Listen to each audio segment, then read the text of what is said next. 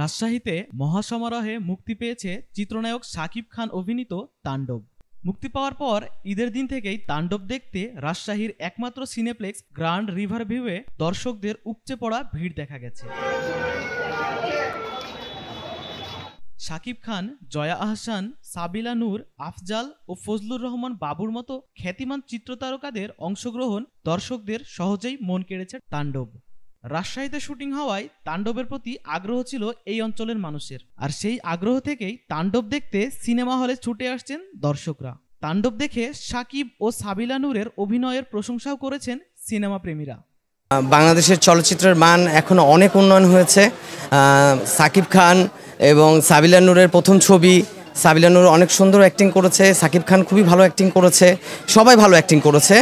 তো চলচ্চিত্রের মান যদি এইভাবে ধরে রাখতে পারে, আগামীতে বাংলাদেশের চলচ্চিত্র অনেক উন্নত জায়গায় যাবে এবং আমরা বলিউড কেউ ফাইট দিতে পারবো ইনশাল্লাহ। খুব ভালো লাগছে শাকিব খানের, আমি তো অনেক ইমোশনাল হয়ে যাচ্ছিলাম। সিনেমাটোগ্রাফিটা অনেক ভালো ছিল, অ্যাক্টিংও ভালো ছিল, ভালো লাগছে। আগে থেকে অনেক ইমপ্রুভ করেছে। আমরা তার বিগত সিনেমাগুলোও দেখেছি, তার ড্যান্সিং যে অ্যাক্টগুলো সেগুলো ভালো, তার ডায়লগ ডেলিভারি সেগুলোও ভালো। বাংলা সিনেমা তার হাত ধরে অতীতে যেমন ছিল বর্তমানে তার থেকে অনেক বেশি এগিয়ে যাচ্ছে বলে আমাদের ধারণা। ছবি ঈদে কোরবানিতে আসলে এটা একটা ভালো রেসপন্স পায়, আমরা সবাই জানি। এছাড়াও আমি যেটা বললাম, বিগ বাজেটের মুভি, ভালো কিছু গান আছে, cinematography very good, cast and crew অনেক হেভি। সো সেই দিক থেকে তাণ্ডব নিয়ে আমরা প্রচুর আশাবাদী যে আমরা একটা ভালো ব্যবসা করব।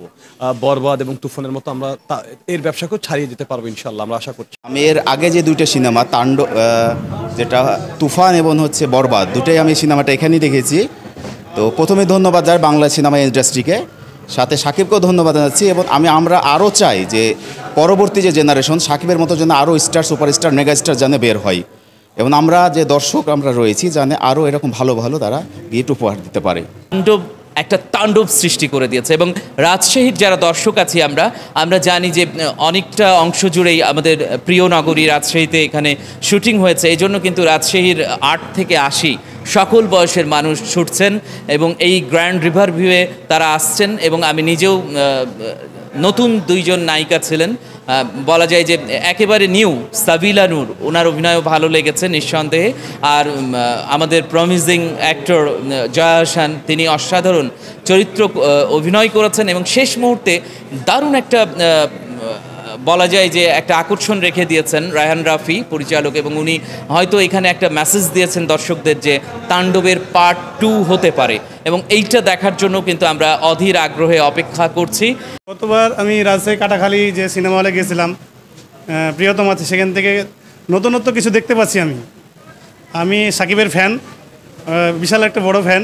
কালকে আমি গেছিলাম, কাটাখালীতে টিকিট পাই নাই, তো গ্র্যান্ড রিভারভিউতে আসছি, দুটো টিকিট নিচ্ছে অনেক কষ্ট করে, তো ছবি দেখতে আসছি। কারণ সাকিব এখন one of the best actor এই আপনার এফডিসি বাংলাদেশে। তো আমার খুব ভালো লাগে এবং তাণ্ডবে আশা করি ভালো লাগবে।